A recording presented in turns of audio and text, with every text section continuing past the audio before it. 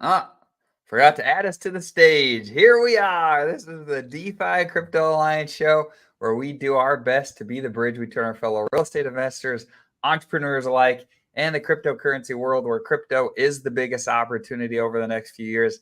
And it's not even close. So, welcome along on Open Mic Friday today, you guys. We're pumped to have you here. Corey, take it away. Absolutely. Good morning, Pulsechains and Hatzikins. How are we doing out there in crypto land? It's bloody in them streets. I hope you guys are keeping your wits about you and staying sane. It is absolutely insane in crypto. And boy, Twitter is toxic today. Dane, how's my internet? Is it okay? It's been laggy, and I'm on my Starlink too, which is kind of frustrating. Is it seem okay right now? Yeah, seems good to me. Okay. Perfect. So yeah, guys, this is Open Mic Friday. Come on and let's talk about anything crypto, talk about anything Pulsechain, talk about anything real estate, talk about anything money. In fact, come on here and you can even cry your blues to me and Dane, and we will be your counselor. We will help you with your life problems and get you on to the other side, hopefully successful. So yeah, man, it's interesting day today with Pulsechain touching its all-time low trend line. The trend line that's been the bottom of the ecosystem that's been trending up, but like where we bottomed, that trend line from the SEC days, we touched that trend line today. This is the most we've ever been oversold on the RSI, besides the initial SEC sell-off, of course. That was a bigger day of touching the RSI being sold off. So it's interesting. I'm wondering here if this would be the bounce. We had a big capitulator today. In fact, everyone knows who I saw people dropping his name. His name is Nick Cherry. This guy has, I think at one point he had hundreds of billions of Pulse. The guy also had hundreds of billions of Pulse X, and he's out. He is out. So he is no longer in our ecosystem. So it'll be interesting to see, if he comes back in, and buys back at the top. If not, then, see you on the way out and see you next time. I remember when the SEC News FUD came out, we have a couple of guys who do really good chain analysis, and we're watching the chain as people were dumping, and he was dumping like in 20 billion clips at a time. It was crazy, just offloading his bag. And and so he ended up offloading the remainder of his bag, and he's what created that capitulation candle down there. Damn, we're already up. Jeez, we're almost back to sack rate. We're not what that the heck far is going away. on there, guys? Who's buying this up? I thought we rugged. I thought we decided yesterday we were going to rug. Jeez. Oh, man. Now, to be fair, I wouldn't be surprised if we see buying up and some more trending down, touch this trend line a few more times before we go back off again. I think it'll be really interesting to see. But we talked about it for a while on our show, how we thought it was likely we'd come back down to this trend line here. And sure enough, today we touched it. In fact, it's really fascinating to see. We touched the line perfectly. You could see right there, came down, touched it, and it's getting eaten up right now. In fact, let me go to It's actually healthy, man. It's a healthy little dip that bounced off the trend line, and it's man, I can't believe how well it got eaten up. That is insane. Oh, we got one of our good friends here, man. This is going to be good today. I cannot wait. Mr. Dylan, what is up, bro? Yes, smoke a cigarette, man. How come you haven't quit that shit yet, dude? Come on, dude. Just because your PFP smokes a cigarette doesn't mean you got to smoke. Hey, man. I just started. What do you mean? It's great. Cigarettes are great. They're there when no one else is, okay? Cigarettes are great. Got to smoke a cig after this morning. Shit, fucking my boy Nick Cherry's all out. It was a rough morning, man. It was definitely a rough morning. What's the background on Nick Cherry? I know he's in some of the other. You know more about him, Dylan? So we came across the wallet years ago. We kind of connected it to an OpenSea account that was named Nick Cherry, and he no longer has that OpenSea account, as far as I know. And then we looked up, okay, who is Nick Cherry? And then we looked it up on LinkedIn, and it's apparently a Coinbase dev. That's what I heard. Yeah. So, yeah, that's what we found long time ago. He's been in Hex for a long time. Loves the dump. What did he sacrifice to have all that Pulse and Pulse? What is he in? He sacrificed Hex. Ah. Lots of Hex. He was one of the top sackers for both Pulse and PulseX. Wow. Interesting. Wow. He had a stat. Was that pretty well all Hex that he sacrificed? Maybe a little bit of stables, but mostly Hex as far as I know. So he's one of the early Hex guys too. Oh yeah. He had a lot of Hex, lots of Hex. He was the one. Okay, so Nick Cherry also dumped us from 12 cents down to 8 cents. He removed all of his liquidity and dumped like 150 million Hex all in one go. Oh, I thought that was I thought that was Steph that did that. Stake your app, Steph. As far as I know, it was Nick.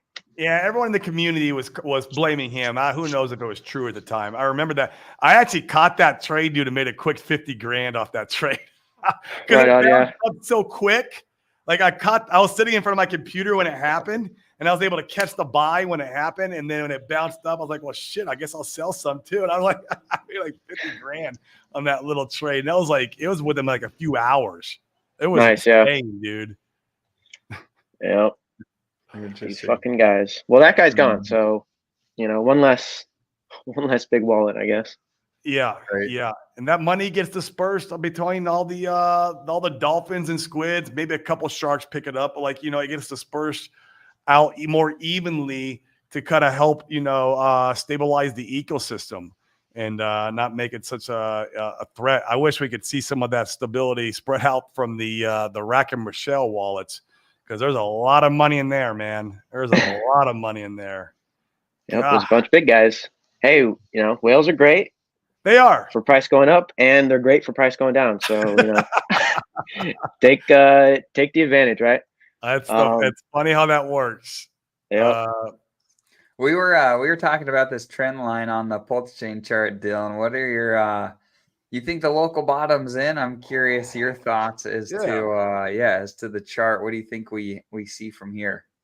Yeah, I think so. I bought. So, proof is in the pudding. I put my money where my mouth is. Right. I'm trying to get money on chain right now as we speak. Yeah, that's why you got to leave it on chain, man. Put it in liquidity pools. Fucking sit it in the stable pool, then pull it out when you need it. I know, right? I'm trying to get money in. I'm like, I just got to get it in today before 5. Right. See, that's one of those market inefficiencies where you can capitalize. Is the bridge. If you're on the chain, you have an edge over people that are not on the chain. That's true. It's inefficient. So it's true. And it sounds like, and I think the bridge is a little congested today. One of the guys says, yeah, Miller here says, why did my Pulsechain bridge say validating transaction spend 2 hours? I think it's just a little congested. Just have to be a little patient. Yeah, bridge. I think bridge tends to be busy on days like this. People want to get in or out, so it's just slower. Yeah, Poseidon usually tracks that, and it's congested right now. So be patient. Is it congested because of the outflow? I think it's just because of the inflows, right? Because there was just one massive outflow. I don't think there's been tons of outflows today. Okay. I saw it was 3 million. Is that accurate? Yeah. That was Nick. Wow. Yep, that was the wallet. Good for him. God. Yep. Yeah. So keep in mind, he's selling his sacrificed Hex for all-time high, right? Hex price. Right. Selling it for Pulse and PulseX. So yeah, like put that in your head. Like that guy sold for Hex near all-time high this morning. He did all right. Mm-hmm. Yep, he did all right. What's your guys' thoughts on this this comment? Crypto Can says, how come it seems Richard is aloof to Pulsechain? No motivation, nothing comes out for us investors. What? There was good news yesterday from Yep. the court hearing. Great news. Don't know if you guys read about that. Yeah, let's talk through that. In fact, I was in there listening to Marco yesterday, which was really good. You were there, kind of orchestrating that one. You go ahead and give us the updates that you're aware of. Well, Yash set up the voice chat, and Okay. yeah, Marco went there, sat through the hearing. Basically, Richard had, I think, 4 or 5 lawyers there, and the SEC had 2. Apparently, the SEC lawyers were kind of on a fishing expedition. They're trying to do a lot of discovery, and the judge isn't having it. The judge wants more concrete stuff on what are you looking for? What do you want, right? And basically said, this is wasting my time almost, and said that they need to come to an agreement on what they want, both parties. And another snippet was Richard's lawyers were describing why Pulsechain is a thing and how Hex is complete. So it's not a security. It was launched fully decentralized, complete, audited code, and I think they mentioned that Hex is obviously code, so it can't show up in court. And the SEC kind of, it's like, yeah, okay, you're not wrong. And so, but yeah, I think it went well. The judge wasn't like rolling her eyes or anything like that on when they were describing Hex and Pulsechain. Marco alluded to it was like she was interested and wanted to learn more about how all this stuff works. So that's good news, I guess. But yeah, it went well. That's part of the reason why I bought a little bit yesterday, as prices were falling. And then I bought a lot this morning. So, but yeah, Nice. That's kind of like the very short synopsis, I guess. Sir, you have a good habit of buying the bottoms, so that's bullish in my opinion. You've done well on calling tops and buying bottoms, so I'm glad you bought this morning. Yeah. Yep. I mean, it's obvious, right? Like when one guy just fat fingers and just fucks the chart up, like, are we going to go lower? I don't know. The odds kind of say probably not much lower. In my opinion, right? When we had the capital injection from Richard, I was in a trade with all of my house money. I bought Hex and then flipped it. After he bought a bunch, I sold it back down and a little bit more Hex, and I bought all that back and then a lot more. So I'm excited. I have too much Hex. Building those bags, man. So this is in fact, I like this conversation. You, me, and Corey and I have talked about this one before. Why Hex? Why so heavy Hex? We know the answer, but I think some of the guys in the chat, they don't know necessarily, and I think it's good to have varying perspective about how you build a portfolio. So I think it'd be useful here to share your perspective of why you still feel so bullish about Hex. When you see a lot of these guys, they're not about it anymore. People changing their Twitter handles and doing all this type of stuff. What's your perspective? Yeah, I like Hex a lot. I think that there is going to be a time when farms dry up and APYs are going to be low. And the only place you'll be able to really find a nice passive APY will be Hex again, right? And it'll be the store of value for the chain, right? I still think that Pulse and PulseX are overvalued in terms of Hex. I think that I'm looking more in the longer term rather than quick flips in terms of, the concentrated portfolio, right? Sure, I'll trade, portions of my stack. I'm like 5% at a time to cover monthly bills and stuff like that. But most of my bet is just on Hex, right? And I think it'll do just fine. Obviously, I made a post because everyone was saying, oh, Hex is dead, it's going to fucking zero, this and that. Oh, the ratio's fucked. Okay, that's fine.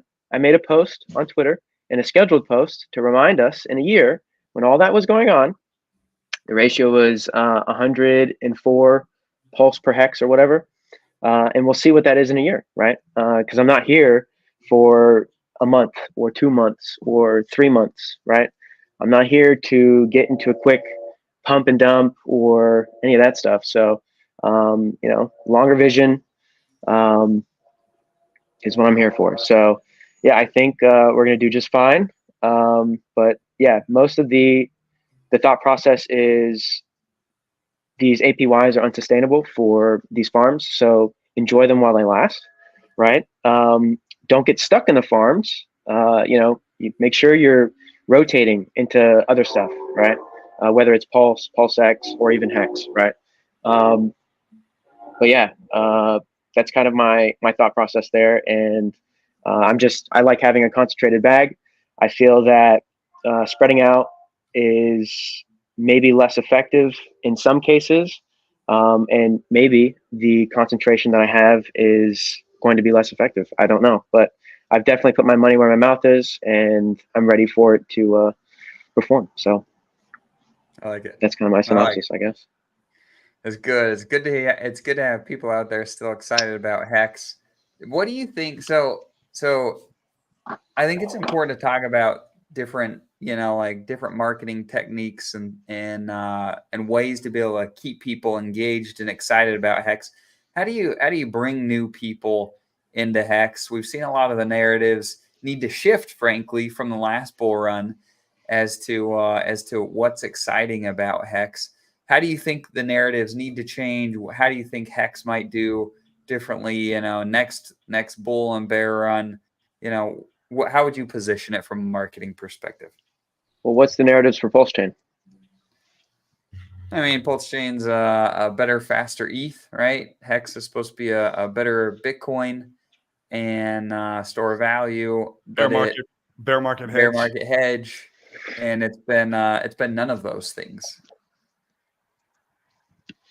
My point is, why are we in Pulse? Because we have, Arbitrum, Solana, Base, a bunch of other chains that are faster than ETH and cheaper than ETH, right? So what are the narratives for Pulsechain or PulseX? I mean, Pulsex, you have the buy and burn. You have Richard. I mean, I think if you're here, it's a bet on Richard, right? Yes, exactly. Yes, that's the bet. So that's the thesis, right? I like it. I think it's a fair one. Yeah. So it's the same as the other tickers. Same thing. Do you think that that people should be? What's your feeling on people promoting the idea of to new people tracking SAC funds and trying to trade them and things like that? Do you think that's a narrative that people should be talking about, or is that something that should be a little more hush hush?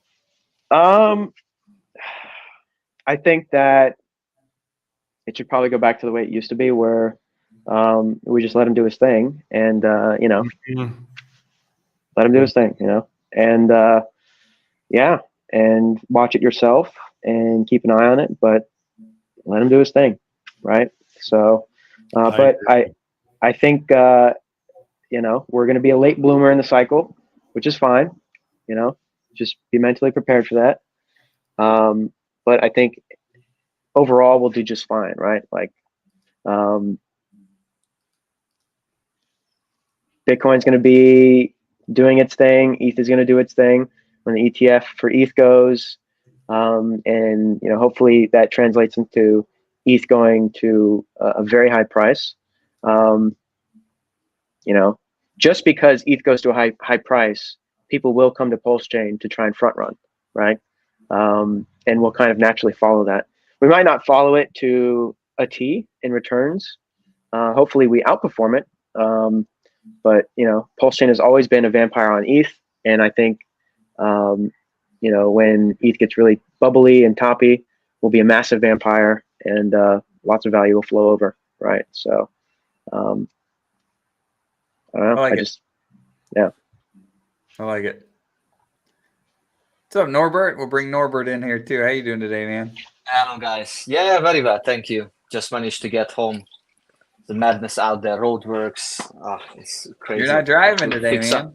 No, I'm not driving. Yeah, I just finished driving. I fixed the wife car. AC was not working properly, and yeah, it Nice. was mental. But yeah, what about you? Briggsology. Nice. This is the top of the show, Dame. We got to shut it down now. Briz is here. All right. I only got maybe like 8 minutes, maybe 10. Oh, that's Briggs came to say I hi. gotta go. I just Such wanted a to handsome jump guy. on. I just wanted to say, I don't think there's anything wrong with talking about what Richard could potentially do with those SAC funds. I think it's kind of lame that we all have to be like, well, we can't talk about it. That whatever. Richard, I just posted like a pretty good Twitter post earlier today.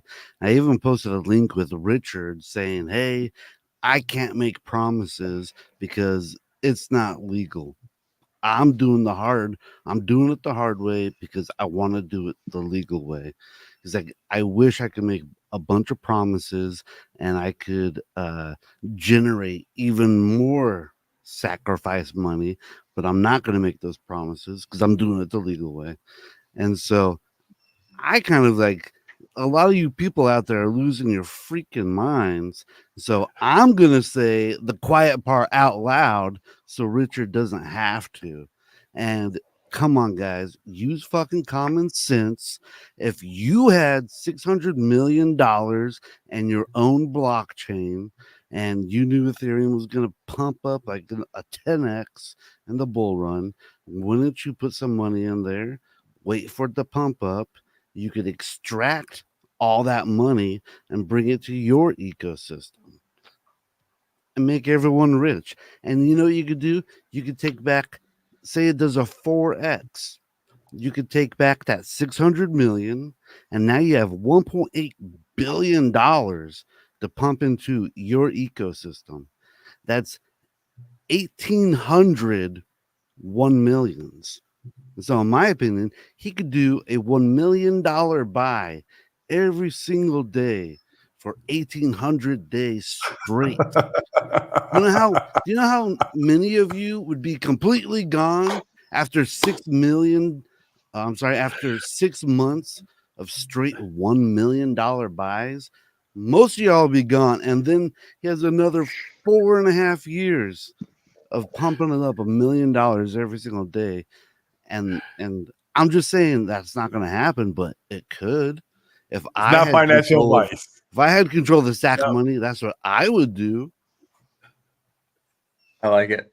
Yeah, I like it a lot. I'm Richard Hart's actual brother, so I know he's going to. In fact, I've got the I found your tweet, Briz. This is good. Let's go ahead And the only people that don't want you to know about that and they don't want you to talk about that are the people who have coins that they know Richard will not buy directly. Because they're like, yes. they're just going to be like, no, don't tell people that, like, because he's not going to buy my coin. He's going to. So they're just like, they just want you to buy their coins. So they don't want you to front run the whale buying his own freaking coin. So swim with the whale, don't run with the lemons. I like it. Lemons. In fact, I found your tweet here. We'll watch this little clip from Richard. I think this is I think it's powerful to go back to see the information. In fact, so many people. I'm really surprised at how many people feel like the tweet that I put up earlier, where they're like, "Why isn't Richard doing more? He's left us alone."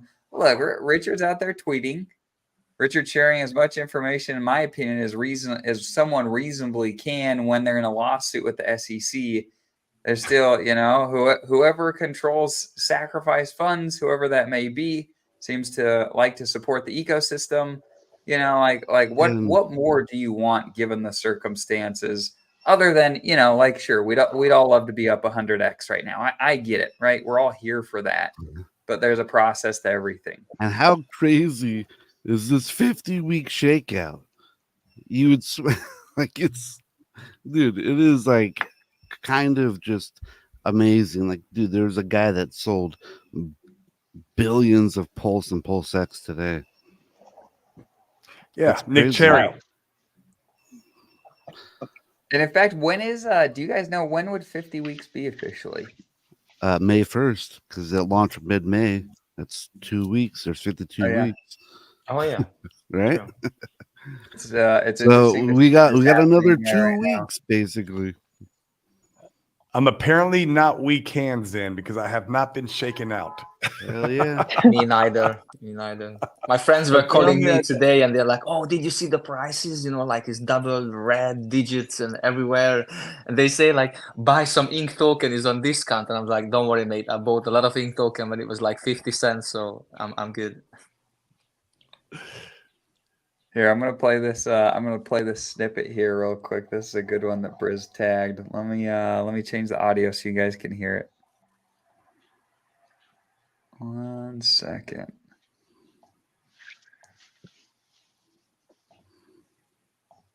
Huge promise. And I bet you what?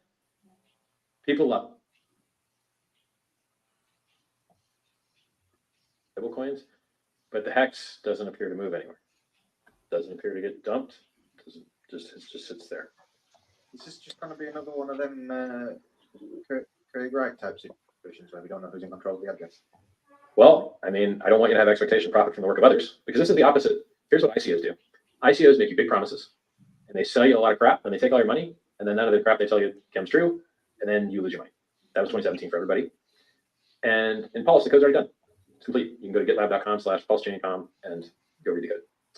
So I do the hard thing and make you no promises. And it's hard. It's clunky. It sucks. It'd be so much easier to be like, huge promise, huge promise, huge promise. And I bet you what? People love it. But I won't do it because it's not legal. So I do the hard thing. I do the legal thing. And then people crap talk. And so like, I wish that if the law were different, I'd be able to say all kinds of cool stuff that I can't say. Because I have to make sure you have no expectations. I understand. Yeah. I understand. So he's not solid. He wants to say all the cool stuff he has planned, but he can't. He needs to do it the legal way. He has to make sure his message to the masses is that you have no expectations. However, he probably has plans.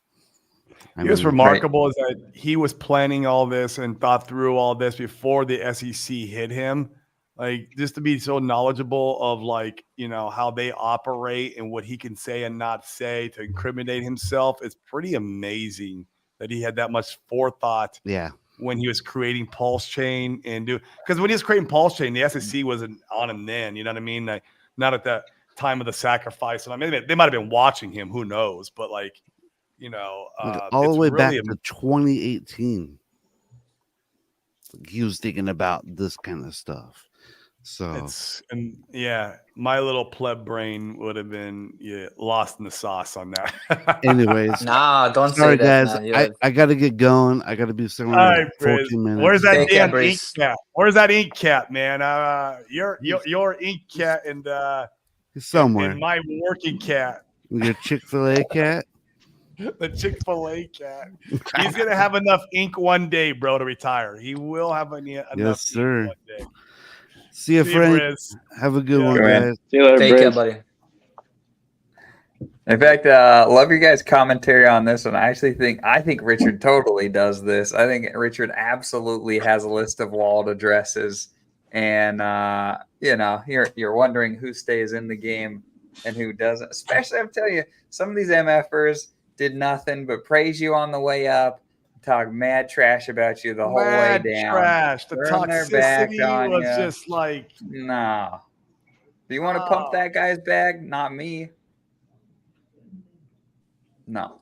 And you know, it's interesting that back in the day when Pulsechain was early stage, let's say, Richard gave us one very simple task.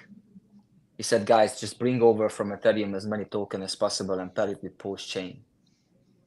If we would have done that, I'm guilty as well because I had some ETH EHEX on Ethereum, but because the gas price was too high, I didn't have ETH actually to be able to bridge it over enough. And then last time I managed to sell my beloved Titan X because it's finished. So I managed to get back the money actually, which I used. I managed to check this out, and I'm the lucky one. Yeah, I managed to get back just enough ETH, as much as I put in. So now I can use that ETH to transfer my EHEX and then do what is meant to do, like just pair it with PHEX and that's it. At least I can look into the mirror and say, yes, at least, I've done what is we should do, what meant to do. Because I don't really have any other. Not only the ultimate Ponzi, but the ultimate OG hexagon pump and dump. I'm sorry. Yeah. Well, I learned the hard way. That was like all the OGs band together and pump and dumped on everybody else. It was absolutely disgusting. Except for Dylan. Dylan didn't do it. Dylan was not doing it. Dylan was speaking out against it. So I'll give Dylan credit on that, where credit's due. It was not done by Dylan. So yeah, I don't do that pump and dump shit, man. Man, it was. Dylan is more sophisticated. Nasty. He doesn't need these kind of things. No, he don't. Charts and like trend lines and like, oh yeah, I'll borrow some. Yeah, here we go. I swap it for that. He'll sit there and smoke his cigarette and just watch the chain. That's all he does. Yeah, that's right. It's a profitable endeavor, profitable skill set. It is. I like it. So, Frank, what are your thoughts about how things are going on this morning? Hey, guys. Well, it's tough to top Dylan because he's so hype, like focused. I'm kind of the opposite. I'm like all over the place. And, Briz, that's tough to top too. So, and then Norbert, what can I say, man? You're hard to top too. So I'm just enjoying listening to the conversation today. And, I will say that regardless of how long you've been in crypto, for me, you still feel the lows when things hit, like Hex being at a low, Pulse being at a low. I mean, I'm human, we're human. So yeah. And that's the other thing too, being able to dollar cost average right now is, really a blessing if you think about it, because how many times between like August and September, October last year, how bad did you feel and how glad are you that you dollar cost averaged in? I know I am. I was in there. Yeah. So it's a really, like I said, it's very challenging when you see your bags down a lot and you go, man, why am I here? You think about it and you're like, I'm not putting any more money in this, or, I'm done. And then, you realize that we're still early bull market. There's a lot left to go. And like Dylan said, I think too, it's going to be a late bloomer, Pulsechain itself. So, yeah, those are my thoughts. Just kind of being with the uncomfortable, taking action when it's uncomfortable. That's the thing. Yeah. Stepping into fear. I feel like if you feel like you're dumping that money down the toilet, you're probably buying the bottom and you're doing the right thing. Like that's how I felt I dollar cost all throughout the SEC FUD. I did. And I felt disgusting all throughout the SEC. I felt like I was flushing that money down the toilet. I did. Like, oh, there's another 20 grand. Great. Oh, there's another 20. I was just putting it in though, mechanically, and it was disgusting. And here on the other end, I'm glad I did it. I'm still up from those buys. I'm still up with today's blood.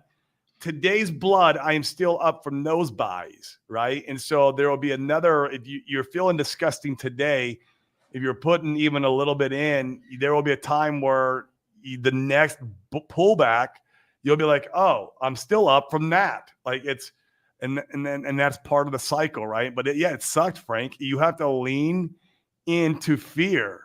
You really do. And it sucks when you do that because you feel like the comment earlier we had, the chain's abandoned. No, it's not. It feels that way right now because of like we're human and we have emotions and we gotta recognize that emotion, that it's all it is. It's just our, you know, our primitive brain going in defensive mode. Like, oh my God, you know, it wants to save us.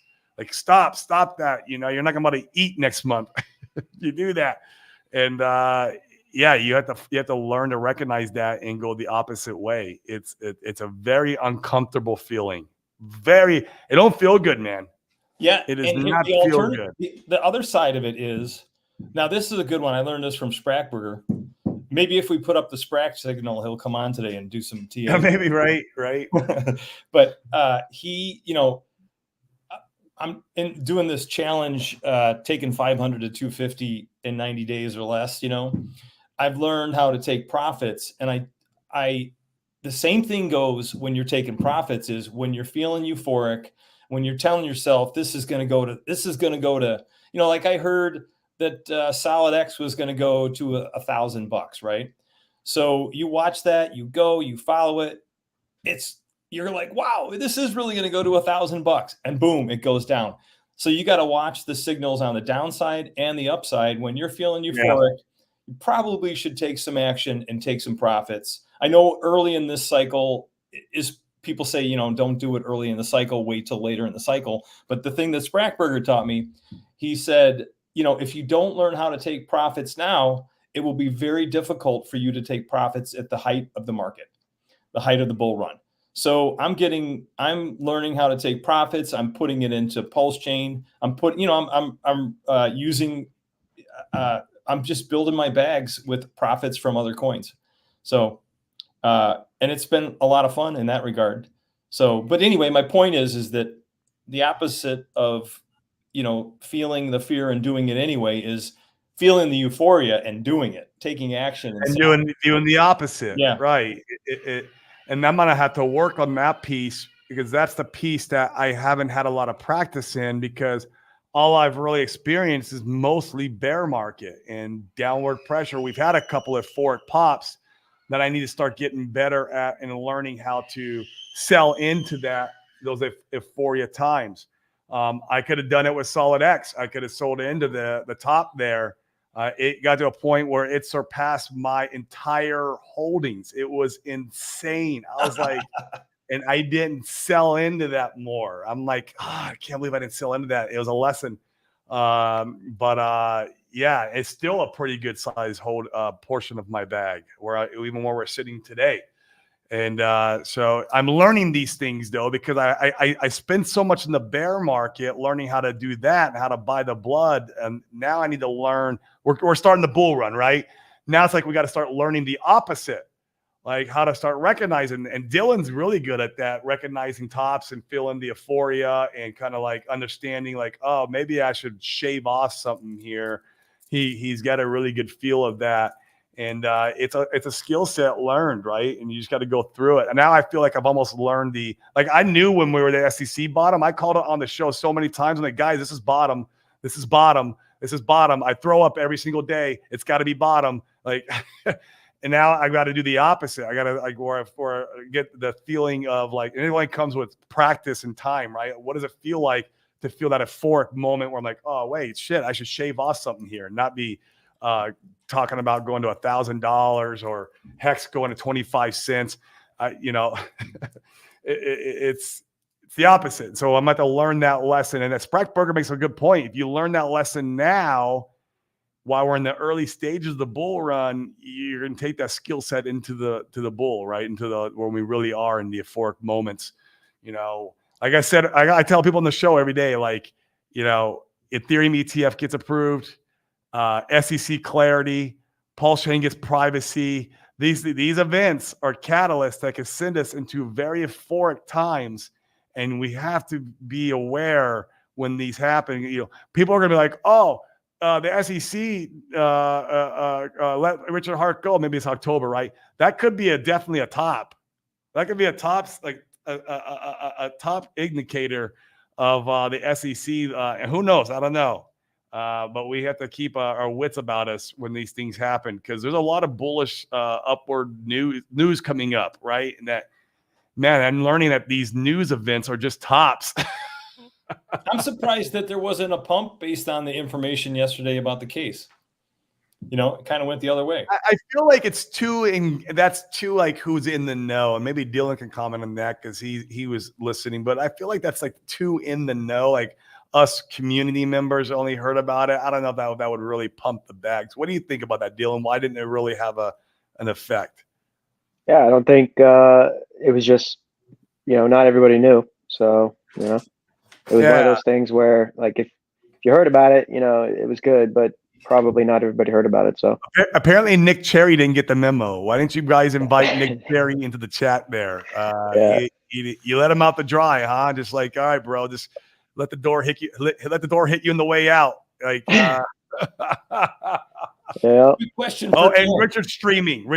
That's another potential top signal. I don't think Richard streaming is a top signal. That's definitely not a top signal. I'm trying to think of events that would happen that would, to me, seem like a catalyst for a bull run. Because, like, dude, when V3 was announced, like, I thought that was like a catalyst for Hex to go to 25 cents. No, it was the top. Yeah. So, so in the bear market, you get bullish news and tops, right? In the bull market, you get bullish news and you get pumps. So, okay. Yeah, it's kind of a sentiment change. There's no problem, Dylan. I've learned a lot in the bear. I've learned a lot. I've got to make sure that I'm trying. You're fucking scarred, bud.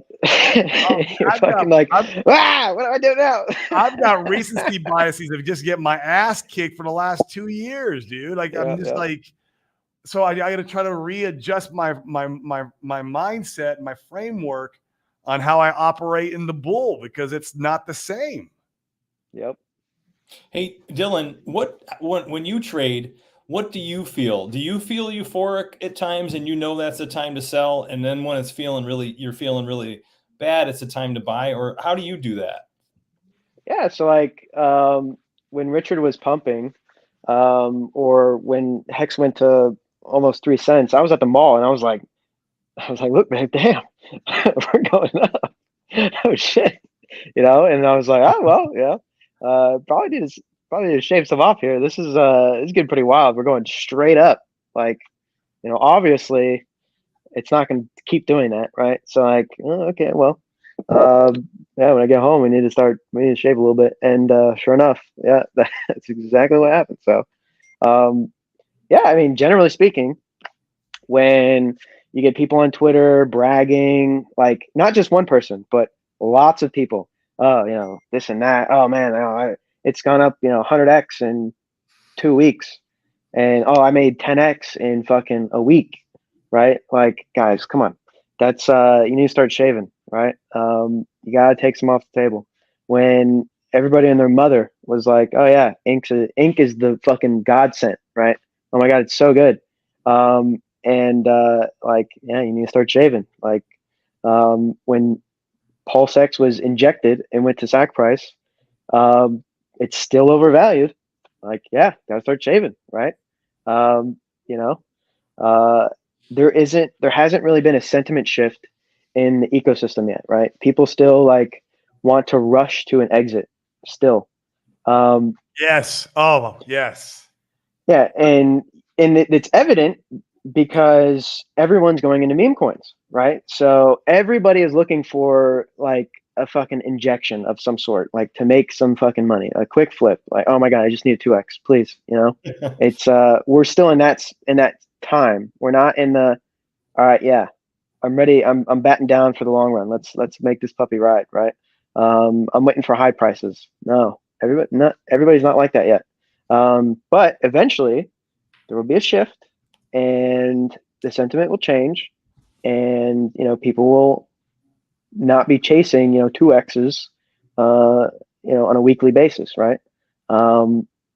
It's just right now everyone's still fucking just trying to rush to the exit, and that's okay, right? But there needs to be a community shift in that sentiment, and you'll notice it when it happens. The meme coins will continue to do their thing, but you won't see it in your face everywhere, right? It'll just kind of be like it's doing its thing, but everyone's kind of all right, yeah, it's game time. We're riding this, and maybe that happens when ETH has all-time high. and beyond, perhaps. I don't know. So yeah, it's just going to take time. It's just going to take time for the sentiment to shift, because everybody, like Corey, is well, this is a sell news, this is a sell news, this is a sell news, but all these things in a bull market, these are great buys, right? Because these cause people to inject capital into the market, right? But right now, since the shift is, how can I maximize my 2x on 20 grand immediately? That shift hasn't changed to, how can I buy this and wait 6 months to make a 10x or a 20x, and being more what is it? Is it short time preference or long time preference? I forget the terminology for having a Delayed gratification type. correct. Yes. Yeah. So,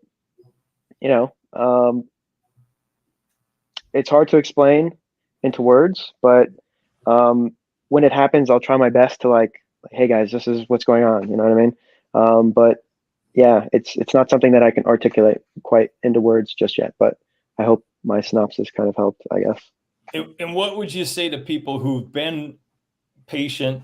They've been in Pulsechain now for 3 years, however long it's been. They've been in Hex for a long time. What would you say to people that are, have their bags packed already and are being patient? What would you say to them? Yeah, so I speak to a lot of the bigger guys, and most of them are patient, right? They'll throw around a couple K at fun things here and there just to have fun and whatnot. But mostly they're there for the long run. They're buying Hex, PulseX. Well, maybe not PulseX, but Ink and shit like that. And yeah, they have their mindsets set, right? Like they're ready for the long haul. But we need a bunch of the smaller guys to kind of get into their head, like, yes, they're ready for the long haul, right? Because it's not just only the big guys that make the decision. You know what I mean? So it just needs to be a community mind shift for us to have more buyers and sellers, I suppose. And it would be nice if general crypto just sees us as a normal chain as well. That would really help the process, like massively. So, but maybe that'll take time too. Maybe after the case, we'll have that sort of massive shift into crypto. I don't know. Cool.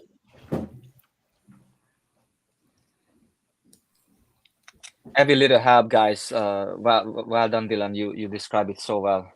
We are lucky to have you here to get the knowledge. But as I always mention it, that you have to lead by example. You have to do what you're preaching. So like I said, providing liquidity on various platforms, so PHUX or SparkSwap or whatever, is definitely would have the chain, because then bigger players can come, and then at least, we would pop up on various sites, ranking sites, like, yeah, the volume is there, the chain is active. So I think we have to focus more on that, and then all the content creators and influencers, like Crypto Coffee, they coming up with new things, shorts, easy to digest kind of information when the people just look at it, and then get it literally like in a minute. That's also crucial. And at the same time, we kind of I know it's hard to see at the moment, but we're kind of blessed and lucky that these big sales happening at these low prices, because we getting the opportunity to, if you have some money left over, or you gain some extra income, to invest a bit more in. And then it's gonna be easier to go up in the future, because we're not gonna have that much weight with us. That the distribution of the tokens is gonna be more equal. So it's gonna be like a citizen and another citizen, not like citizen and all the kings around you with the big bags, and then like back in the old days, when the feudalism was happening. So I like it. No, we're getting there. I mean, what is the sentiment? I mean, the sentiment shifting, there's a few different things. I think the main thing is the case, but that theoretically could take years, right? If it's not dropped, that could take a long time. the other thing is kind of like you're saying, Dylan. You see the SAC funds, since they're largely positioned in ETH right now. You see ETH back to all-time highs. You start seeing a rotation there. Glimpses of a magic carpet ride, and people feeling like they need to get in or else they're going to get left behind. Those are the two big factors I think that you're looking at to be able to really see sentiment shift. Anything you'd add to that list? I think those are good. There might be things that we don't see yet that happen that cause a sentiment shift. Unforeseen variables. But we don't know what those are yet, so we can't really plan for them. What does Moritz think? Well, Moritz still thinks that ever since his intervention, I shouldn't be buying Hex, which. Oh, he had an intervention with you? Yes, he did. Yeah, he told me. I forget the day, but it's marked on one of my deck screener charts. And we're a little bit below the intervention level, but I'm doing okay still. So, but yes, Moritz has an intervention for me. Yeah, one time, and I was like, "Well, Moritz, none of your shit worked. I want to buy more Hex now." And but yeah. He's still farming airdrops on Solana and coins on Solana. So let him do his thing. But yeah, he still thinks that there's a 90% probability that RH is going to lose the case, which from what Marco was telling us yesterday doesn't sound like that's the case at all. Yeah, at all. Right. Even I think Marco asked the lawyers. He went up there and introduced himself or whatever, and spoke to Richard's lawyers, and they were extremely confident. Like, I think we got this in the bag. This is pretty cut and dry. So, and that's what they said to Marco, right? Like, that's pretty big. I think maybe it's like an all lawyer thing. Like, oh yeah, we got this in the bag, and then they end up, getting their fucking shit hammered in. But I don't think that's the case. I think this is a prestigious law firm. Their win rate is really high, and the SEC lose rate is very high at the moment. So, I know. Yeah, and they didn't seem very confident, apparently, the SEC guys. So, yeah, and almost their posture was very like hands in pocket, slouched over shoulders, according to Marco. So, I don't think. Yeah. So, there's a little bit of alpha dominance going on there. Almost too, like showing up for your paycheck at that point. Yeah.